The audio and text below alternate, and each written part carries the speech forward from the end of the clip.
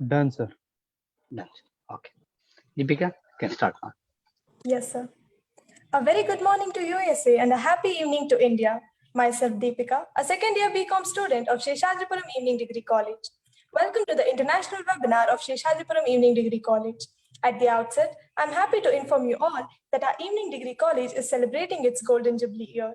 On behalf of our college, we congratulate all the stakeholders. Today's webinar is fully hosted by the students of Seshadripuram Evening Degree College. I request everyone to kindly pardon us in case of any mistakes. IQAC Initiative, Department of English, in association with Bangalore University English Teachers Association, is organizing this international webinar on the topic, The Pleasure of Teaching Shakespeare. I now request Vinay Saga sir, Assistant Professor, Department of Commerce, to play a small video of our college. Over to you, sir.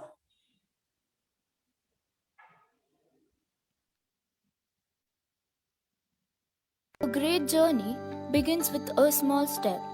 Proving this statement true, it all began in 1930 when two women educational enthusiasts took up a noble initiative. In the erstwhile posh locality of Seshadripuram, Srimati Anandamma and Srimati Seethamma started a primary school with 20 children. Now, Seshadripuram Educational Trust under its umbrella has 36 institutions. It all began with the educational visionary Sri K.M. Nanjappa, the then President of Seshadripuram Educational Trust, in 1971, which has been a landmark in the history of education for the working students by starting Seshadripuram Evening College. Our college started with the primary objective of imparting formal education to the quality and needy. The college is affiliated to the Bengaluru Central University. Being in the heart of the city, it has an easy reach and connectivity. Its premises comprise of spacious building with good canteen, computerized library, business lab, browsing center, Wi-Fi facility, sports club, thus well equipped for all academic, sports, co-curricular like NSS, NCC, YRC, etc. and extracurricular activities throughout the year. The college organizes orientation program for freshers and guest lecturers to equip them. As most of us are working in the morning and studying in an evening degree college, it is very facilitative for us to excel in our jobs. Even though we are studying in an evening degree college, we are being provided many state level and national level opportunities to express our talents. Also, many cultural activities are being conducted. SEDC is engaged in various cultural activities throughout the year. There are numerous committees in the college that perform variedly on their behalf and have a lasting effect on the college, students, as well as outsiders. Our evening degree college believes in the vision to ignite the minds of every student to identify and develop their inner strength, with the mission to promote holistic development of students by offering quality education and making them self-reliant and progressive. Our college NCC cadets will visit every academic year in Officers Training Academy Chennai and INS Kadamba Naval Base at Karwar. It will motivate our college NCC cadets to join Indian Armed Forces.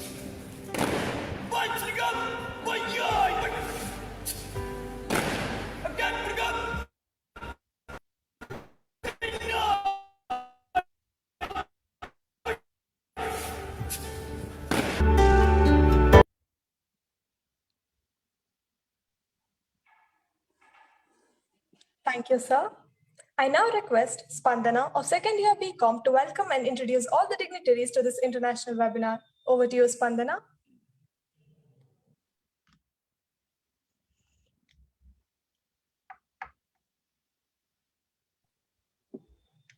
A very good morning to USA and a happy evening to India. I take this opportunity to welcome you all for this international webinar of our college. At the outset, I would like to thank all the office bearers of this great institution and welcome all of them.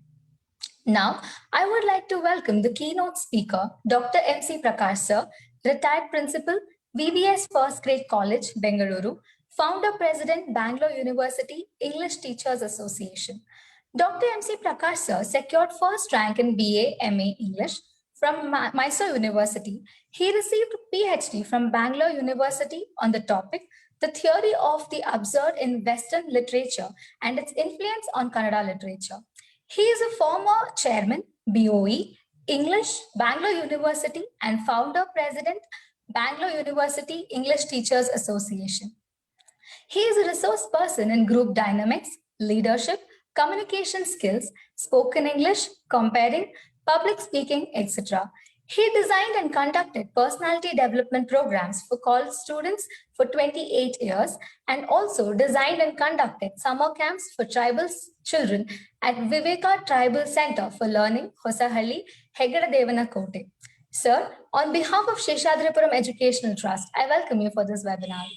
Thank you very much. Thank you. Now, I would like to introduce and welcome today's theme speaker, Dr. Sujata Iyengar ma'am, Professor, Franklin College of Arts and Sciences, University of Georgia, Athens, GA, USA.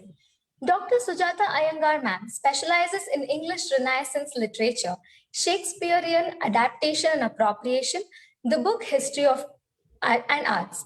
Her first book was the germinal monograph Shades of Difference, Mythologies of Skin Color and Race in Early Modern England. Other books include Shakespeare's Medical Language, several print and digital co-authored textbooks, the edited collections Disability, Health and Happiness in the Shakespearean Body, and Shakespeare and Global Appropriation, and the forthcoming Shakespeare and Adaptation Theory. Essays include an award-winning article in ELH and articles in Shakespeare Quarterly, Shakespeare Survey, Postmodern Culture, Medieval Renaissance Drama in England and elsewhere, as well as in peer-reviewed collections from the Folger Shakespeare Library, Purdue University Press, the University of Toronto Press, Ashgate, Palgrave, Cambridge University Press, Oxford University Press. With the late Christy Desmat, Dr. Iyengar co-founded the online, peer-reviewed, multimedia, scholarly journal Borrowers and Lenders, the Journal of Shakespeare and Appropriation, which won the first prize in the Best New Journal category from the Council of Editors and Learned Journals. The journal celebrated its 10th anniversary in November 2015, and with the support of Wilson Center for Humanities and Arts, the Office of the Provost, the UGA Libraries, the Graduate School, and the Departments of English and Theatre and Film Studies co-hosted an international conference open to the public in Athens on appropriation in an age of global Shakespeare. Ma'am, on behalf of Seshadripuram Educational Trust, I welcome you for this webinar. Thank you. I would also like to welcome the guest of honor, Shri P.C. Narayana Sir, Chairman, Governing Council, Seshadripuram Evening Degree College. Sir is a graduate of Law and Commerce. He is an honorary trustee of Seshadripuram Educational Trust. He is engaged in various social service activities. Sir is the backbone for all the events conducted in our Evening Degree College. Sir, on behalf of Seshadripuram Evening Degree College, I welcome you for this webinar. It is my proud privilege to introduce and welcome one more distinguished person who is presiding in this webinar, Nadoja Dr. Udupi Krishna Sir, President, Karnataka Gandhi Smaraka Nidhi, and Honorary General Secretary, Seshadripuram Educational Trust, Bengaluru, India. Nadoja Dr. Udupi Krishna Sir is a transformational leader with the rare blend of a technocrat, educationist, and Gandhian social worker based in Bengaluru. Dr. Krishna Sir is the National President of the Indian Institute of Production Engineers, Chairman of Gandhi Peace Foundation, and Honorary General Secretary of the well-known Seshadripuram Group of Education Institutions in Karnataka. He has also held key positions in the national management of highly credible service organizations like the Red Cross Society, the Tuberculosis Association of India, which have pan-India presence. The government of Karnataka has honored him with the State Award for the Empowerment of Persons with Disabilities, State Youth Award for Youth and Community Service, and State Rajyotsava Award for Social Service. In recognition of his dedicated services to the nation, Dr. Krishna Sir has been conferred with President's Gold Medal, the highest national award given for exceptional Red Cross humanitarian work of high order by the President of India, and prestigious Nadoja Award by Kannada University, Hampi. Sir, on behalf of Seshadripuram Evening Degree College, I welcome and request you to preside over this webinar. I would also like to welcome our beloved principal, Professor N.S. Satish sir, who is the man of perfection and a guiding force for having organized this international webinar. On behalf of Seshadripuram Educational Trust and our IQAC department, I welcome you, sir. I welcome all the office bearers and trustees of Seshadripuram Educational Trust and the principals of our sisters institutions, other heads and institutions, conveners, volunteers, and all the participants. I welcome Dr. Tamaya R.V. Sir, Academic Council Member, Bangalore University, General Secretary, Bangalore University English Teachers Association, Darappa Konur Sir, Head of Department of English, and Nagsudha R. Ma'am, Coordinator, IPSC. And I finally welcome our own teaching and administrative staff for this webinar. Thank you.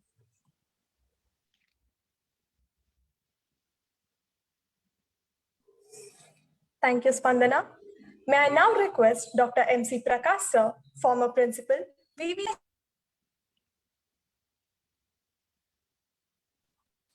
Deepika, unmute yourself. Deepika, unmute yourself.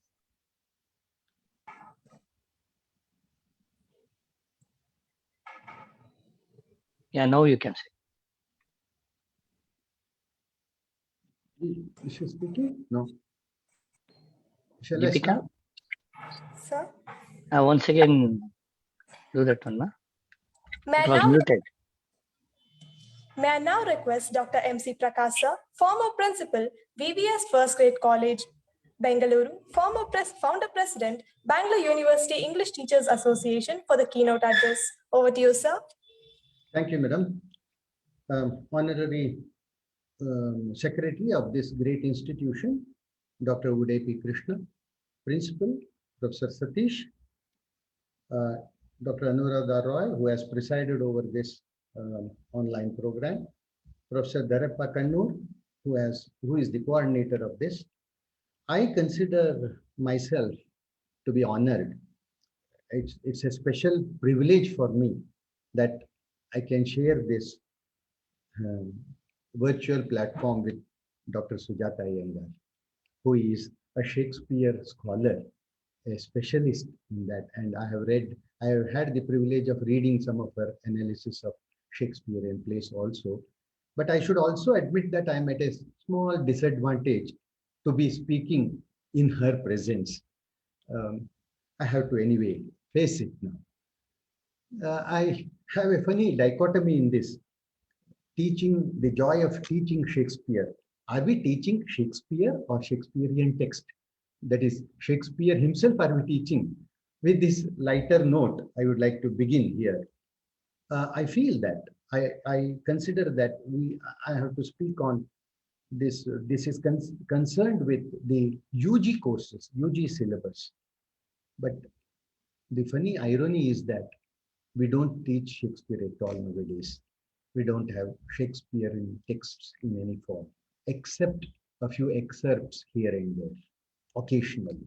Because our focus now is on communicative English. We want students to be specialized in or experts in communicating in English. It's a pragmatic view, I know, and it cannot be, its importance, significance cannot be undermined today. But Shakespeare is almost no longer taught in classes, which means we have to read Shakespeare for ourselves. Still, Shakespeare is with us, stays with us. Old Bill, he will not go away. The Board of Heaven, I'm afraid, is here to stay. Actually, I'm not afraid. I'm happy that he is to stay. There is an advantage in reading it for ourselves. But we should also know that there is a big advantage in teaching it in a class, because there is an intensive involvement with the text when we teach it to a class, because of which new meanings come up, new ideas show themselves up, and our own understanding of Shakespearean lines becomes more and more clear when we teach it in a class, rather than when we read it only for ourselves, though there may be pleasure in it. Recently, a few months ago, I had to speak on The Comedy of Errors. Apparently a frivolous subject, but I was really struck by the undertones of feministic views in it. This is what happens when you analyze a text before an audience, not just for yourself. Doesn't matter. We did have Shakespeare a decade ago or so. We used to have Hamlet, Othello, Julius Caesar, Macbeth. Later it got reduced to excerpts. But actually we used to teach it to language classes. Of course, optional English, major English used to have it, but in language classes also, where our teaching had to be quite textual, because many of our students, of course, except in some special colleges where students used to have good, sound knowledge of English. Otherwise, many of our students, most of our students, I should say, would know rather only the rudiments of the language. And sometimes even those things had to be taught. Then imagine teaching Shakespeare. Hence, we had to sometimes follow the bilingual method. We had to use Kannada also in between. Not only Kannada as a medium, but also as a, we had to quote texts from Kannada, etc., to add to their sensibility. When I say that, their linguistic competence was not sound enough, I don't surely mean that their literary sensibility suffered.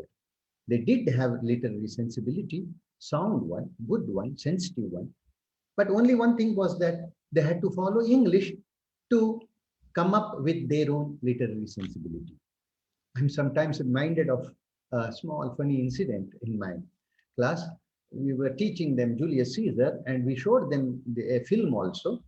And I asked them about their opinion, impression on that. One girl, I still remember her name, Premalata, stood up and said, and disappointment was written on her face.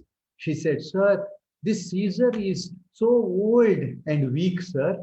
And I answered her in my own witty manner, not to be appreciated. I said, "Did you expect him to be young and energetic like me?" I said. Of course, this was years ago when I was young still. But students did respond. I remember having taught Macbeth in a rural college. It was in Chenpatna, a government college. I don't undermine our students in government colleges, but definitely their exposure to English is quite restricted, I should admit. And when I remember the reaction of those students quite vividly, I introduced the story of Macbeth, half English, half Kannada, and all that mixed. And I was explaining to them what happens in Macbeth. Initially, I wanted to just introduce them to the theme and the story, etc., so that later I could take them through the text. And I vividly remember their intense response to what was happening in the play. So that response on their faces answers many of our questions. First of all, that they enjoyed Shakespeare. If they did not understand Shakespeare completely, thoroughly, they still did enjoy the themes, the ideas, the subject and all that. Of course, I should also accept one thing, that they were all looking at the text from their examination point of view. They would definitely ask us what questions would appear on this, what answers should be written to them, and all those things. Naturally, students were practical minded in that sense. We couldn't expect much more than that. But they did respond to these things. But in my experience, it was not restricted only to teaching Shakespeare in class. I've also had some speeches to the public on Shakespeare's plays, like Macbeth, The Merchant of Venice, and a couple of them. I'm not boasting of it. I'm just mentioning the gamut of my experience in teaching Shakespeare. Then what should happen when the students' response is this much? How is it that we enjoy Shakespeare? The basic question is, let alone Shakespeare, is it a joy to teach anything at all? Is the first question. That's the first question. And I believe that if we take joy in teaching something, students do take joy in it. I used to ask my students one question generally: do you enjoy my classes? I used to say. And they would say, nod their heads affirmative, yes, sir, they would say. Of course, there were internal assessment marks to the extent of 30, They couldn't have told me onto my face that they didn't enjoy my classes, most probably. Anyway, when they said they enjoyed my classes, I used to tell them, do you know why you enjoy my classes? Because I enjoy my classes, first of all. That's important. And that is what I have seen while teaching Shakespeare. We used to enjoy.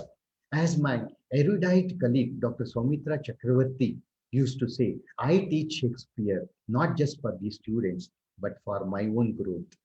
And that is the greatest joy in teaching Shakespeare.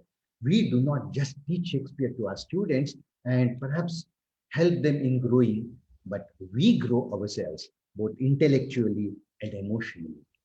There is no literary growth. The analysis that we make, the thematic analysis that we make, all these things contribute to our own understanding of not just Shakespeare, but of life itself, actually.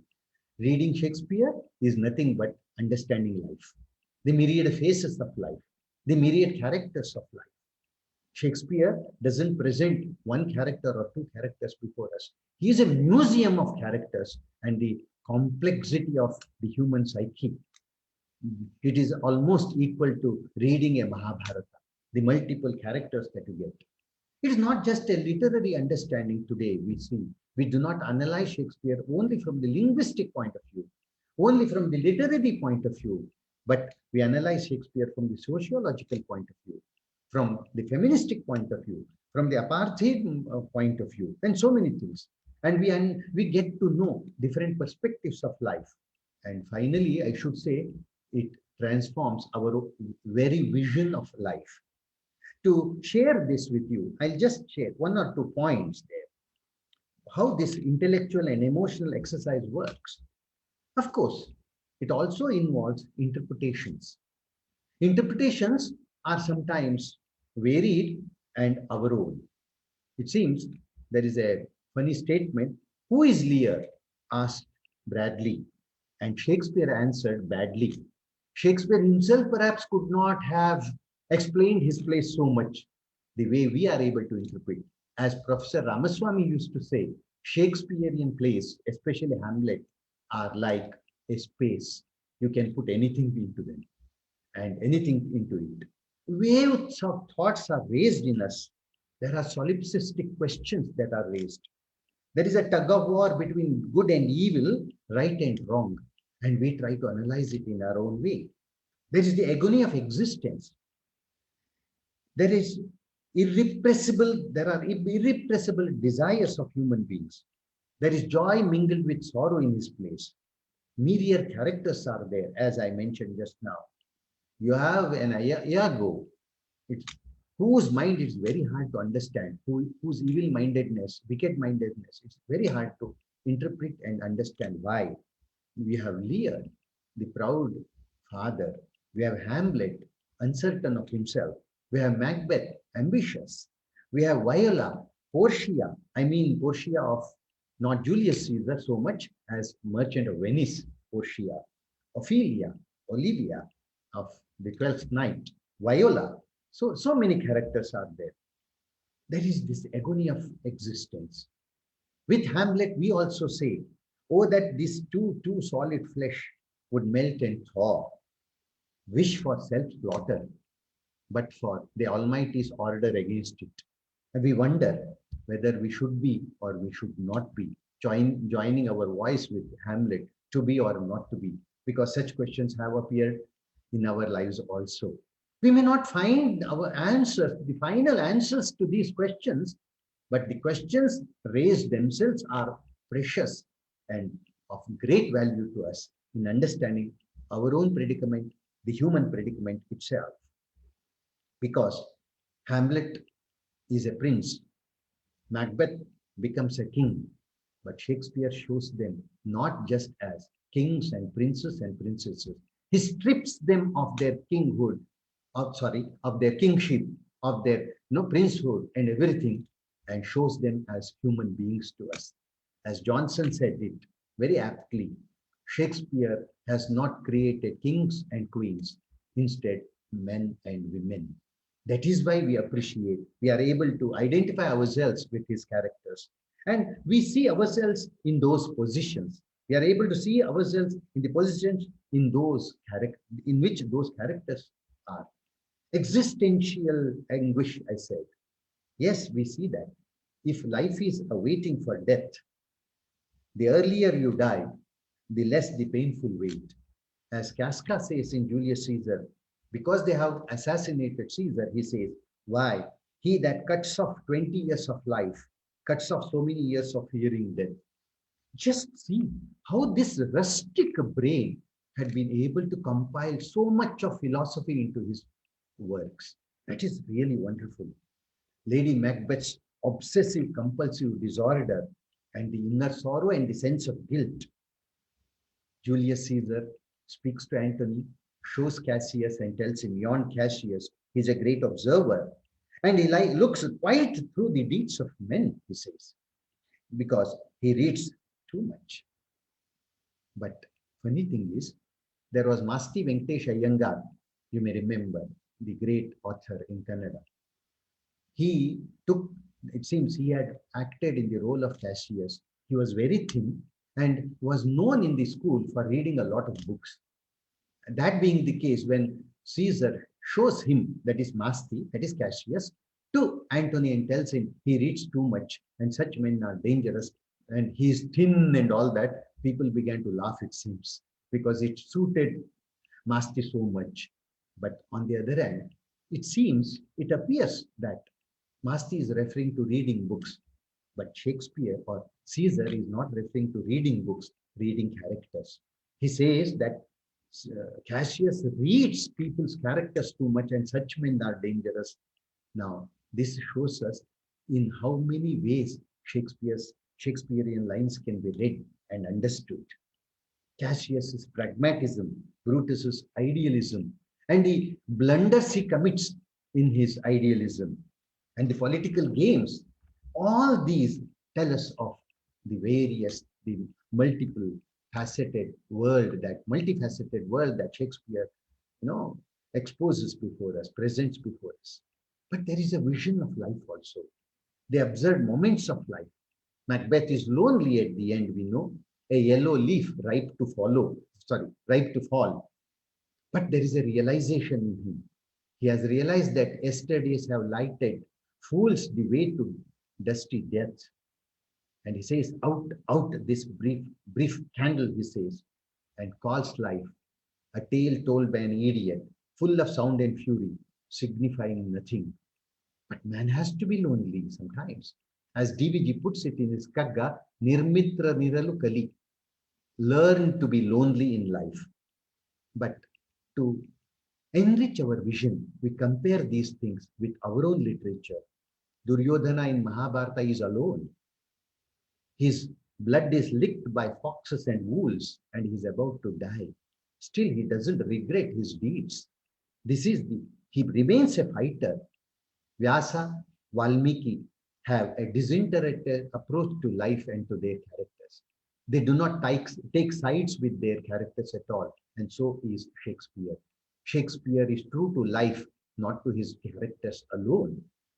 Now, does destiny make man, or is it vice versa? Is a question.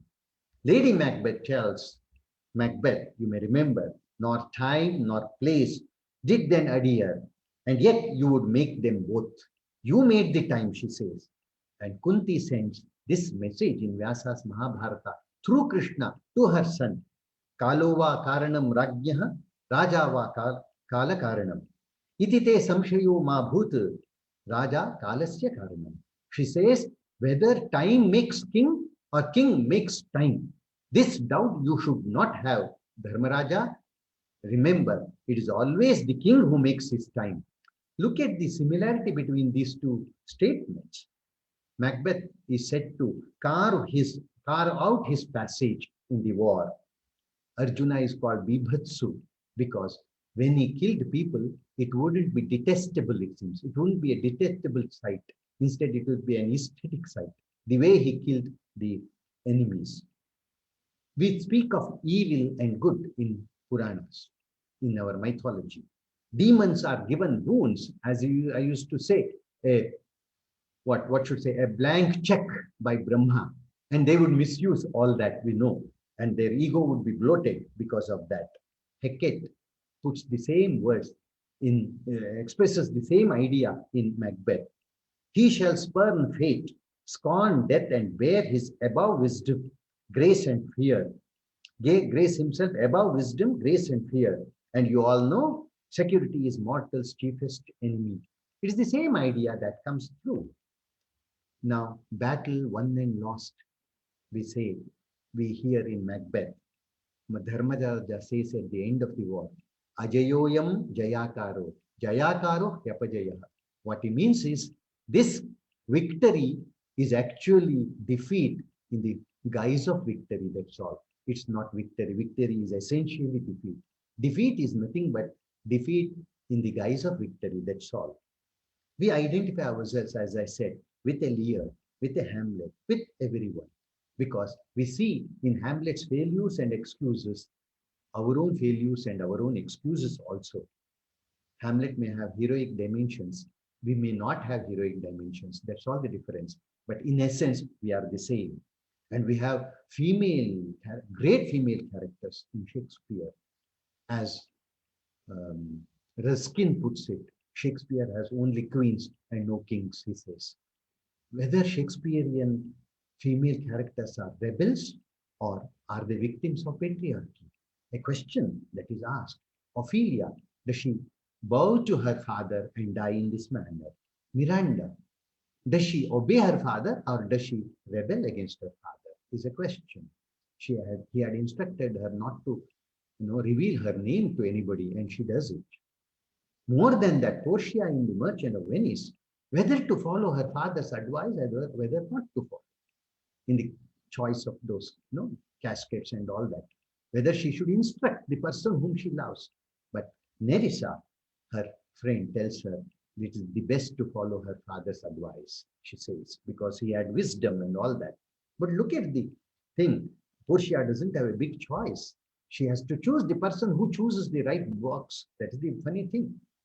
But Draupadi in Kumaravyasa is given both choices. In Vyasa, there's only one choice. She has to garland one of them. Or rather, she has to accept the person who wins. In Vyasa, it is not garlanding at all. The person who is able to, aim at that fish and, break that machine. It's a machine actually. But he who succeeds in it, she has to garland, not her choice. But in Kumaravyasa, he gives her, bestows her with two choices. She may choose the one whom she likes. She may choose the one she has to choose, who is able to break through that. But finally, both of them are one and the same. That is Arjuna. Her choice and her father's trick, both are one and the same. Look at the differences. And the great image of time and sun in his sonnets. Devouring time, blunt thou thy lion's paws, and make the earth devour her own sweet brood, he says. Dharmaraja views this in this manner. Dharmaraja was asked a question, what's the news?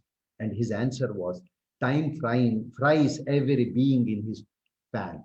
That is the news. And there is hardly any difference between what Shakespeare says and what Dharmaraja says.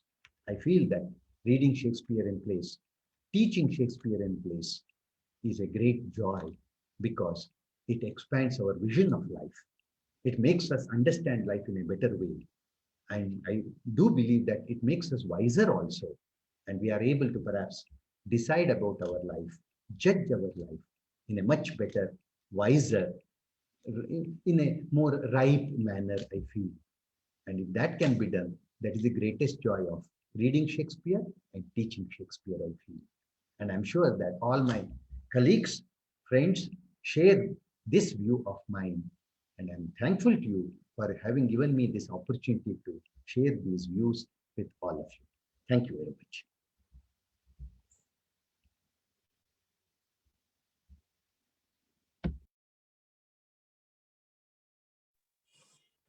Thank you very much, sir, for your insightful theme address.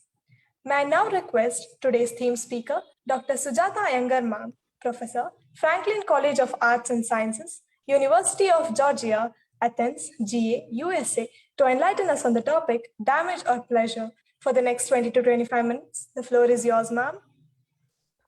Thank you very much. And I'm going to share my PowerPoint now. Let me go to slideshow. Oops, slideshow. Let's see, play from start. You can all see my screen now, I believe. And Yes, ma'am. Great, wonderful.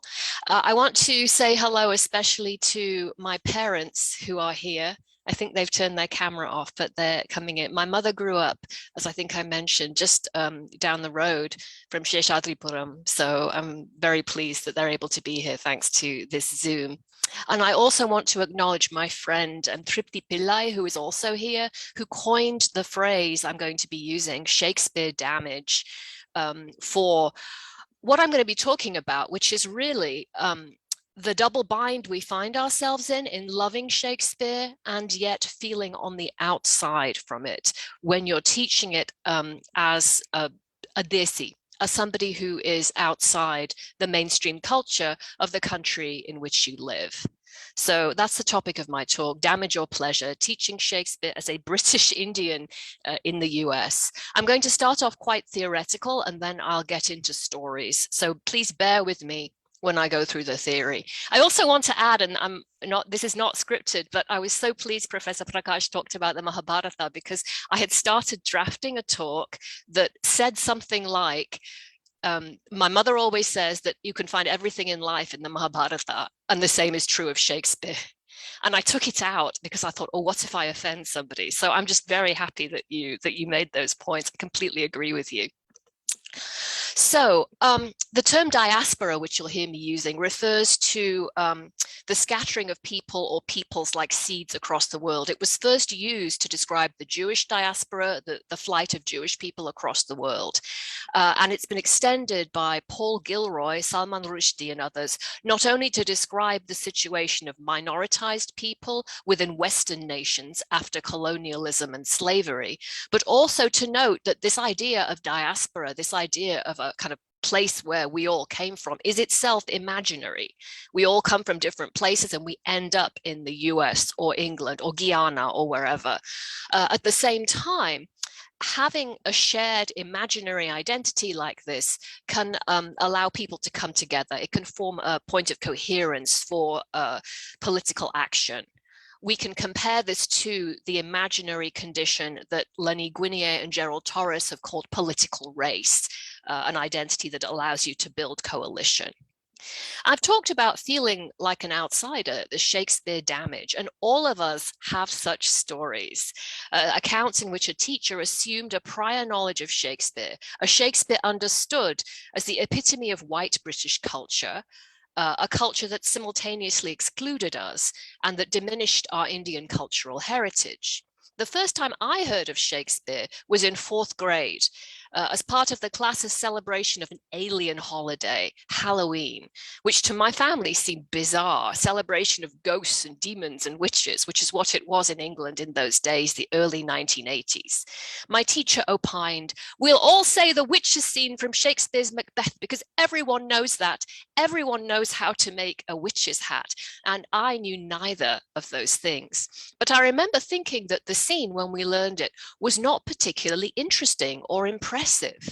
And as many of my listeners will know, those lines are probably not by Shakespeare at all in Macbeth. The witches' scenes were added by Thomas Middleton in his revision of the play, and at least one of the witches' songs was later incorporated into Middleton's own play, The Witch. And we have a manuscript here of one of the songs from The Witch that also appears in Macbeth. Mainstream British society in the mid to late 20th century still subscribed to the beliefs of Macaulay's notorious Minute on Education or Carlyle's strident claims for King Shakespeare. Macaulay, as most of you will know, enshrined British literature at the heart of the curriculum in British-ruled India because of his fervent belief that a single shelf of a good European library was worth the whole native literature of India and Arabia. Thomas Carlyle suggested that there would be at one point a huge empire, a Saxondom covering great spaces of the globe, and imagined that Shakespeare could be used as a king to unite colonized subjects and to unite these scattered Englishmen. He sort of blamed the lack of such a figurehead for the loss of the American colonies, in fact. Minoritized students living in the US or the UK, whether we're racial, religious, or language minorities, thus encounter Shakespeare in a state of what the early 20th century African-American sociologist called double consciousness.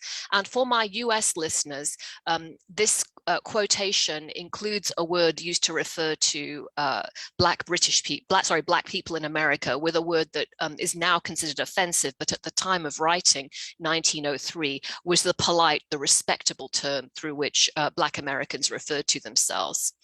Double consciousness for W.E.B. Du Bois is a peculiar sensation, he says, this double consciousness, this sense of always looking at oneself through the eyes of others. One ever feels his two-ness, an American, a Negro, two souls, two thoughts, two unreconciled strivings, two warring ideals in one dark body, whose dogged strength alone keeps it from being torn asunder. And for Du Bois, the dilemma is, as he says, that he doesn't want to Africanize America. He wants to bring the good things of America to himself and his identity, but nor does he wish to, he says, bleach his Negro soul in a flood of white Americanism. He simply wishes, this is Du Bois still, to make it possible for a man to be both a Negro and an American without having the doors of opportunity closed roughly in his face. Paul Gilroy develops the concept of double consciousness in a post-colonial context in his book, The Black Atlantic. And subsequent critics and psychologists have extended Gilroy's discussion to communities beyond the African diaspora, such as South Asian, East Asian, Mestizo Peruvian, and so on. Double consciousness informs the post-colonial Shakespearean critic as what Anya Lumba, wittily quoting Thomas Middleton's anti-heroine Beatrice Joanna out of context, calls a giddy turning. And this is how she described her, Lumba described her situation in 1993. Traditional Shakespeareans in India are upset at my suggestion that the bard be removed from the fulcrum of literary studies. Other colleagues, because I continue to teach Shakespeare, even when I have the choice not to. And teaching Shakespeare since 1993 has become even more controversial, not only in post-colonial nations, but even within England and the United States, particularly in response to indigenous peoples and descendants of enslaved and colonized peoples, that Shakespeare was historically wielded as a weapon to wipe out indigenous languages and non-European cultural traditions, and to create a white identity that demands Shakespeare as white property, and that's Arthur Little's phrase. Little goes on to argue that the Renaissance is when the quality or idea of whiteness starts to become codified as an essential characteristic of Western Europe, a quality that confers particular powers or abilities and wealth upon those who have it. Indigenous scholars in the US have recently considered Shakespeare in the context of the boarding schools in Canada and the US, where First Nations or Native children were sent by colonial authorities, sometimes late into the 20th century. Such children were kidnapped from their parents and their tribes and prevented from speaking their own languages or practicing their own religions or cultures.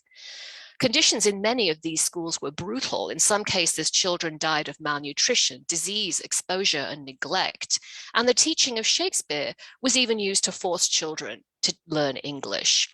But in some schools, even under these challenging circumstances, children used Shakespeare to form communities together as they put on plays together. And children from different tribes could again come together as this group for political action. Daniel Fishlin, whom I quote below, suggests that as a marker of what indigenous scholars call white settler culture, Shakespeare is best understood as the cannibal demon or Wendigo of many Native American indigenous peoples. Now, obviously, I didn't know any of this theory at the time in 4th grade. I just felt that Shakespeare, like Halloween or going on camping holidays to France, belonged to the other girls in my class, but not to me. So how did I get from Shakespeare skeptic to Shakespeare enthusiast? Why am I now teaching Shakespeare and having a pleasure in doing it? Not initially because of my teachers. In 5th grade, we were let loose in my school library to undertake a research project on Shakespeare.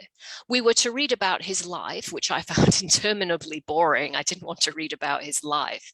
But I found and to read and summarize 2 plays. Now, in fact, we didn't read the plays. I remember reading a child's summary of it, very analogous to what Professor Prakash was talking about in the Kannada language versions. But the thing about these versions is they did use a few lines of quotation from the plays themselves. And they had these phrases that they quoted directly were phrases of lyric transcendence. Beatrice, at whose birth a star danced, was a rebellious heroine in the mold of another one of my childhood favorites, Jo, from Louisa M. Alcott's Little Women. And Benedick was witty enough that I could even tolerate the romance plot. And I found, like most children that age, I found any kind of romance plot impenetrable at that time. Macbeth stirred me differently. So having invited his king to spend the night in his castle, Macbeth has violated the laws of hospitality, kinship, loyalty, and human decency by murdering the sleeping king and his bodyguards in his greed to seize the throne. I read this in the classroom on my own, surrounded by other girls, and I remember still suddenly feeling the room around me become dark, the air becoming cold, and every hair on the back of my neck prickling as I read about the supernatural voice that cried out, "Sleep no more, Macbeth doth murder sleep." The next year, I changed schools and we read Midsummer Night's Dream in class. And again, I found nothing interesting or sympathetic about that play. Rather, with its focus on what seemed to be specifically English fairies in the English countryside, it positively alienated me. But this was the year that the BBC began to air their television Shakespeare productions. Nowadays, many scholars, including me sometimes, scoff at those productions for their relatively low production values, length, and artifice. Yet it was the staginess or theatricality that made me think that there was more to these plays than I had realized. I was hugely disappointed that Bottom, played by Hugh Quarshie, pictured here, didn't really grow an ass's knoll, a donkey's head, like he does in the stories I had read. I understood for the first time that these were dramas, plays, not novels. The words were a script, and the descriptions, characterizations, motivations were all up for grabs, open to interpretation. I understood for the first time that the rich metaphorical ambiguity of Shakespeare's dialogue and staging, together with the complex responses of Shakespeare in each scene, affords dramatic license in the truest meaning of the term. Shakespeare didn't belong to the white English girls in 4th grade, nor to my sarcastic English teacher in 6th grade, any more than it did to the BBC TV producers. It belonged as much to me or to anyone who took it. I didn't know it, but I had theoretical support from prominent post-colonial critics who were writing in the 80s and who would develop their ideas over the next several decades. Homi Bhabha suggested that post-colonial writers employ a double articulation, a complex strategy of reform, regulation, and discipline, which appropriates the other as it visualizes power. In other words, post-colonial writers reimagine the dominant powers in ways that allow them not only to use the language and texts of their former oppressors, but more fundamentally to create new languages and discourses to accompany their own independence and creativity. Lumba historicized some reasons why the early modern period might continue to remain attractive to post-colonial scholars. And she says, Renaissance and post-colonial studies meet each other via their common interest in marginalized peoples of different sorts, and in their disparate attempts to theorize and recover subaltern resistance or agency and locate it in relation to power.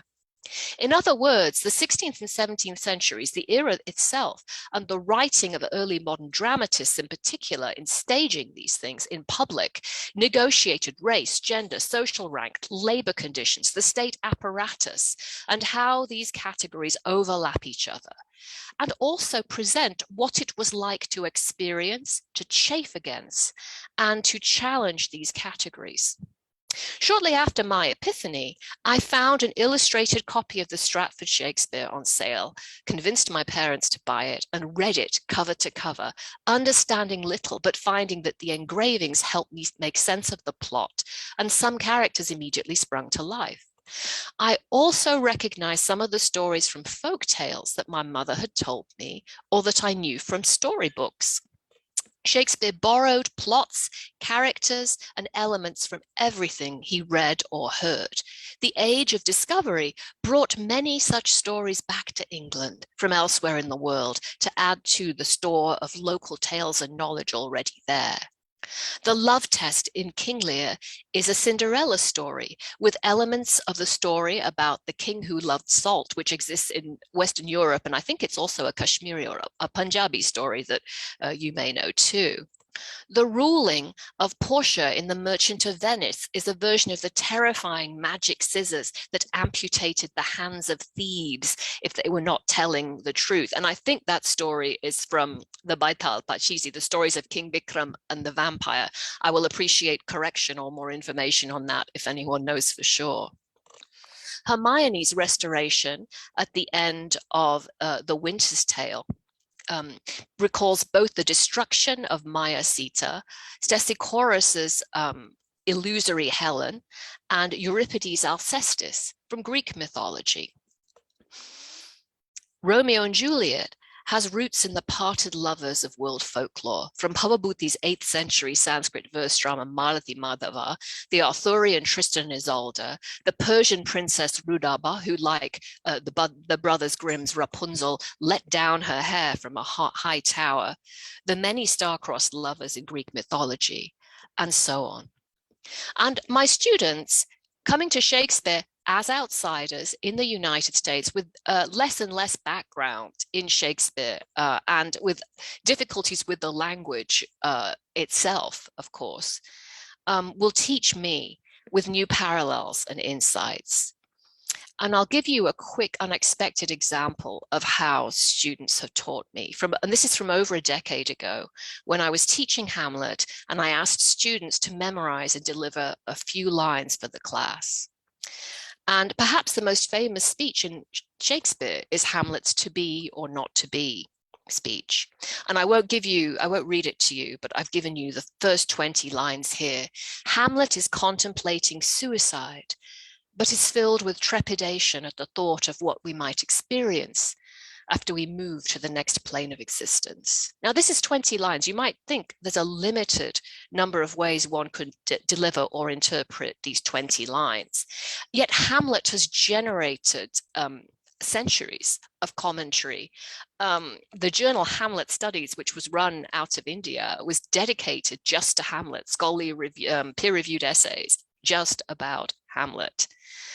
And a student somehow managed to give me an interpretation that to me at the time was completely new, that was deeply personal, and yet had a certain kind of historical accuracy. My student brought one theatrical property, one prop to class. He brought a dress. He held it up at the beginning of the speech, and he lowered it and then finally let it drop at the end. He explained to the class that for him, the speech held deep personal significance. He had been assigned female at birth. Now, in those days, we said born a girl, though that's not the term we use now, and was transitioning to male. And again, I will remind my US and UK European listeners that this again was much less common more than a decade ago than it is now among college students. His parents were opposed. They refused to call him by his male name, and they hoped he would return to his former name, his former clothing, and the former pronoun he had used, though they still loved him. And he understood, he said, that his parents felt that by medically transitioning, he would be killing their daughter. And he wanted them to understand, and his classmates too, and some of the classmates had been quite hostile to him. As I say, this was a while back now. He wanted to make all of us understand that for him, a gender transition would not be a death, but a choice to live. The students' reading very movingly brought to life the stakes of gender transition for him and his family, and uncovered new depths to the character of Hamlet, or rather aspects of the character that we might have forgotten. During the 19th century, Hamlet was often played by actresses, most famously Sarah Bernhardt, because of the character's emotional register and excessive melancholy, a trait associated since the time of its writing in the 17th century, stereotypically with woman's tears and with female sort of psychology as understood then. And my students now will routinely ask me, is Hamlet trans feminine or trans masculine? They see Hamlet as somehow between genders. So this is the pleasure of teaching Shakespeare, not by presenting him as, in Macaulay's words, or in the vision of empire, as worth more than anything Indians or Africans or indigenous peoples have produced or that students have experienced, but as something that uses language, characters, and setting flexible and capacious enough to encompass what my students do know and to let them find themselves within it. Thank you very much for listening. Nimage ಧನ್ಯವಾದಗಳು.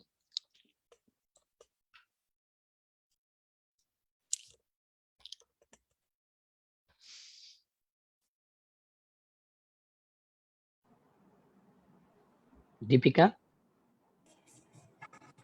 Thank you very much, ma'am, for your insightful theme address. Now the floor is open for interaction. We will take up the questions which we have received from the chat box and the registration form. I request Darepa Kanur sir, Head, Department of English and Program Coordinator to moderate the interaction session. Over to you, sir. Thank you, Deepika. Madam, shall I go with questions? Absolutely, I'm ready for questions. If people want to set their video on so I can see who's asking it, that's nice, but obviously you don't have to.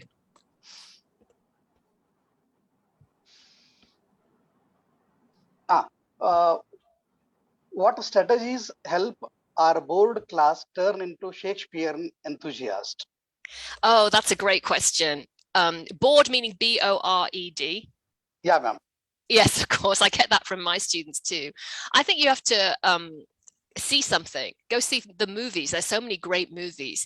Especially there's a whole bunch. I've been teaching recently a lot of Indian adaptations of Shakespeare, or things that use these parallel texts. So I just wrote a book chapter on Golion Ki Ras Leela Ram Leela, which is a Romeo and Juliet story. And again, that is how I teach my students. We'll look at adaptations, film adaptations, and talk about the ways in which these films change Shakespeare, modernize it, make it interesting. So one of the ways, even films like Nanjudi Kalyan, that old Kannada movie, right? That's a Taming of the Shrew and a comedy, and Ankur is comedy of errors and so on. So what's another one? Gunasundari Katha and King Lear, the love test story. So I would encourage students to start with summaries, just read the stories, then watch something, then read the language. So I move backwards, I think. Because the stories and characters themselves need to draw you in, and then you can start looking at how the language is used.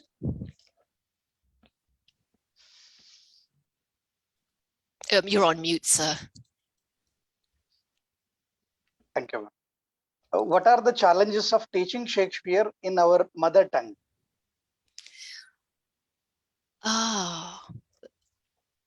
I think, again, the challenge would be finding metaphors. There is a concept I'm going to, I don't have a theoretical slide for it, I didn't think I'd be talking about it, but there's a concept from Canada called tradaptation in French, from the Québécois. And that's the word for a translation that is also an adaptation. Because translation theory, as some of you will know, holds that the translator is not just a passive conduit for words and knowledge. The translator is creating something new.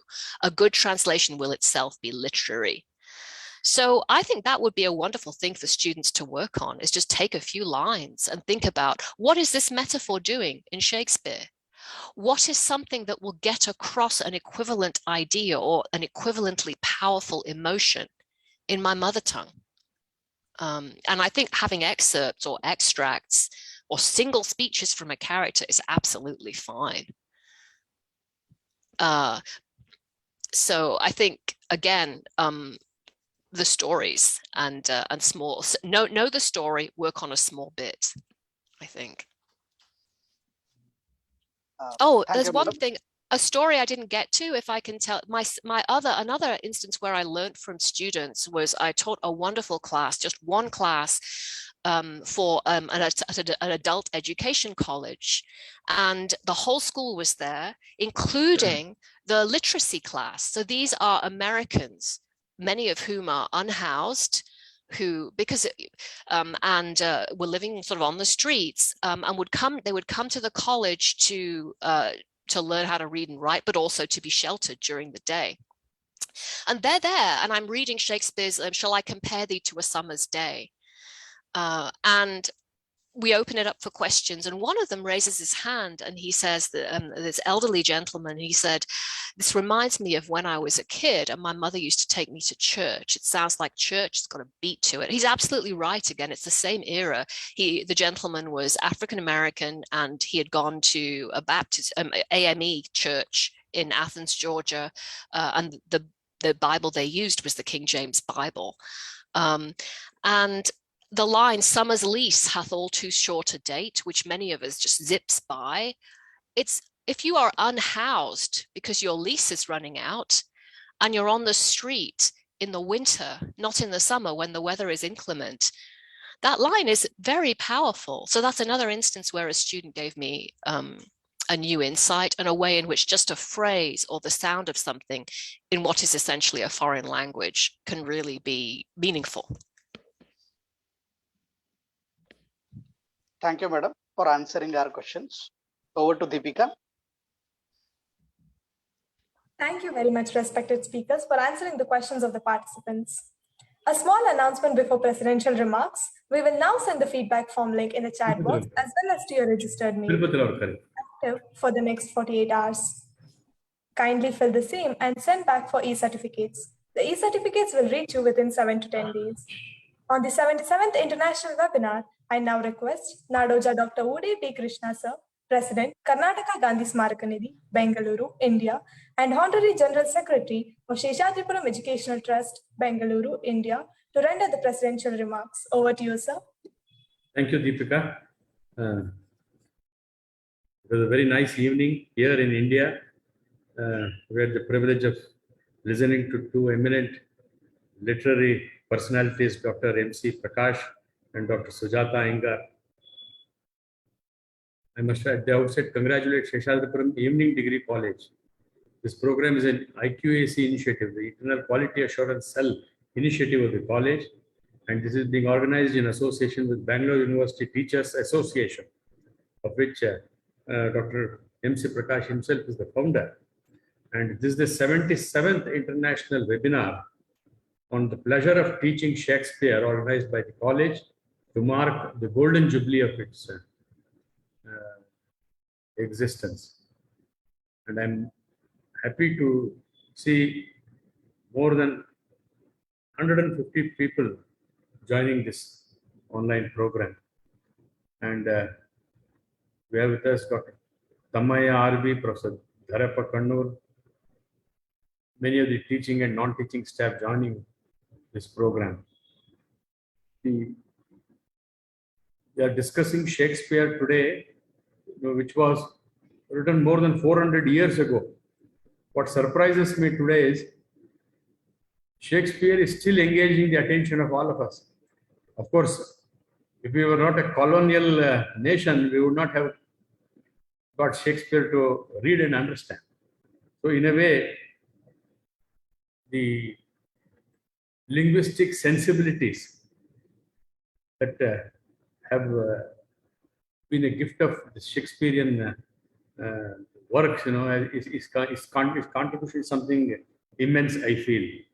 And Dr. Prakash was very rightly saying that we only teach excerpts of Shakespeare because we focus more on commercial English, communicative English. See, what has happened is today in India, everybody wants to be communicative. The literary side of the language is not that very much attractive for our youngsters. And still, Dr. Prakash says, Shakespeare will not go away. And we have to read Shakespeare for ourselves. And then he was telling us, he spoke of how we use Kannada to teach Shakespeare. Literary sensibilities, were not good, notwithstanding, poor language proficiency and things like that. So he says, how do we enjoy Shakespeare? He says, joy in teaching leads to joy in learning. So the key thing is joy in teaching and joy in learning. And teaching Shakespeare means understanding Shakespeare. So the characters created by Shakespeare presented a vision of life. That is what Dr. Prakash was telling us. And Shakespeare was true to life. That is why, see, all his writings have become, even today, so relevant to all of us.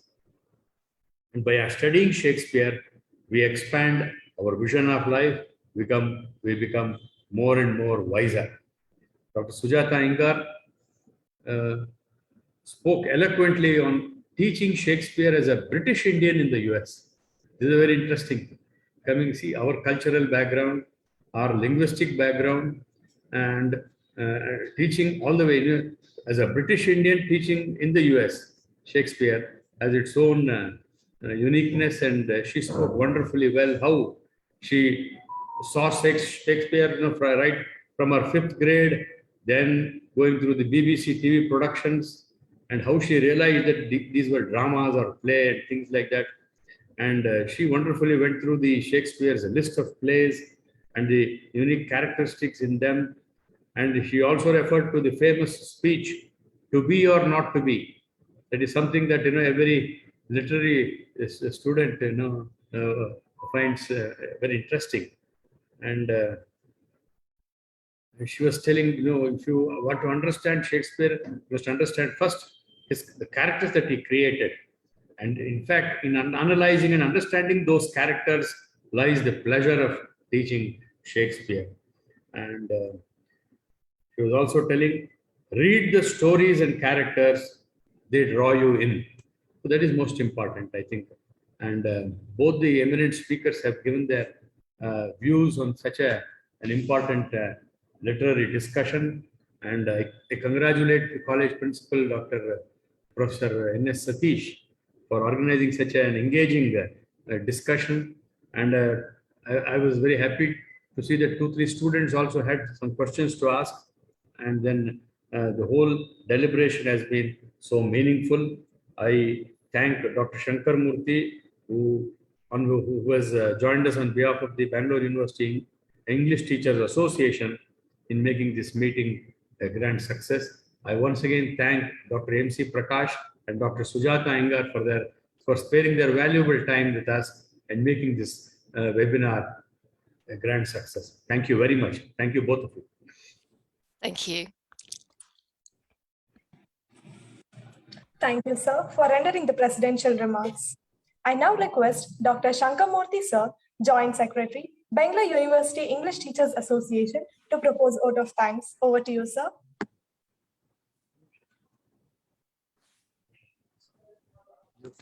Hi, good evening, one and all present in this international webinar on the pleasures of teaching Shakespeare. When I was asked by my friend Mr. Darappa, I was in dilemma whether to be or not to be was my question. It was my situation.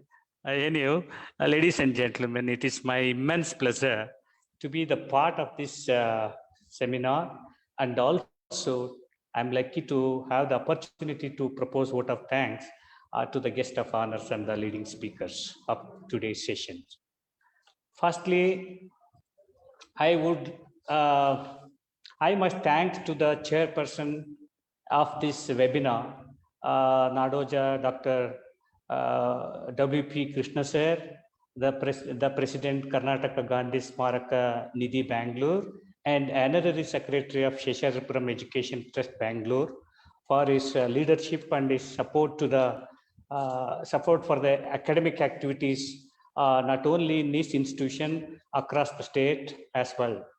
Thank you on behalf of Seshadripuram College, on behalf of all the participants and myself, sir. Thank you so much for your presence and valuable time for this seminar, sir.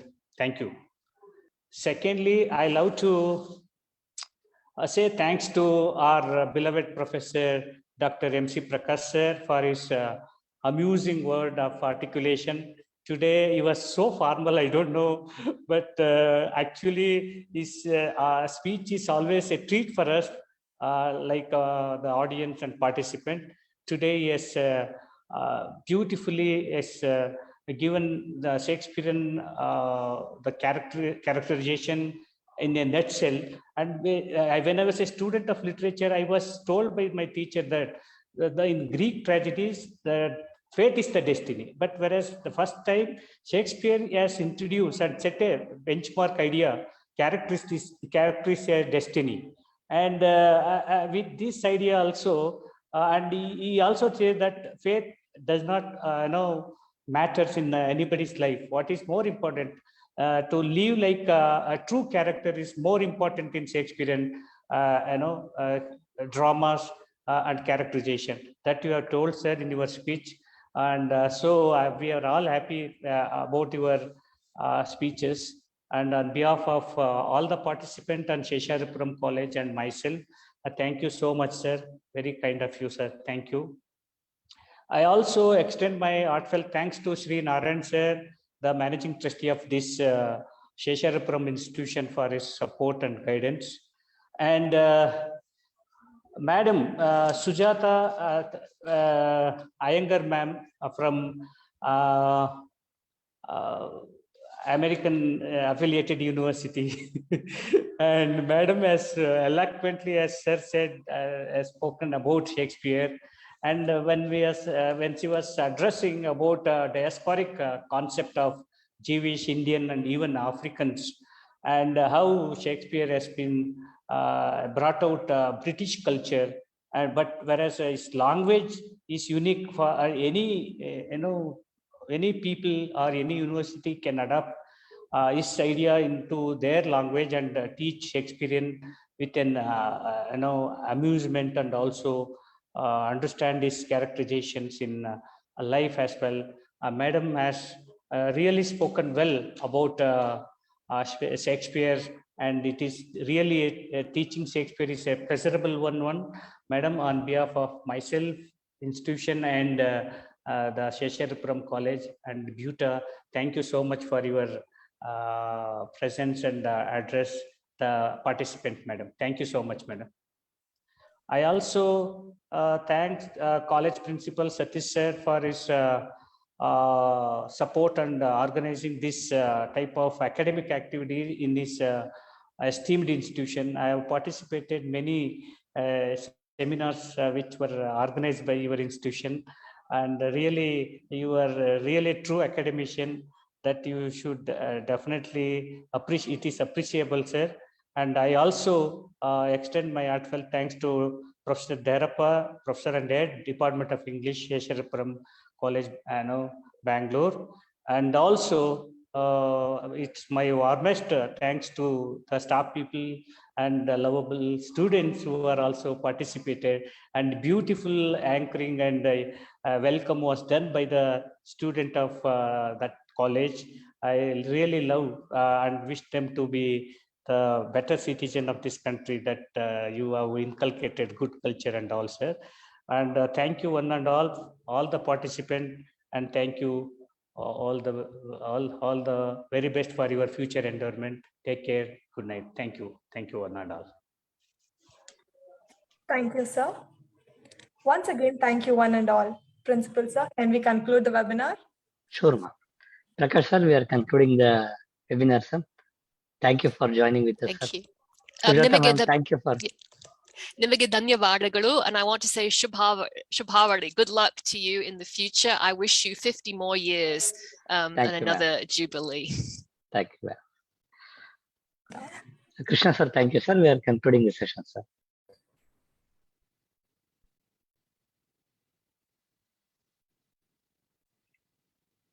Vinay, can stop.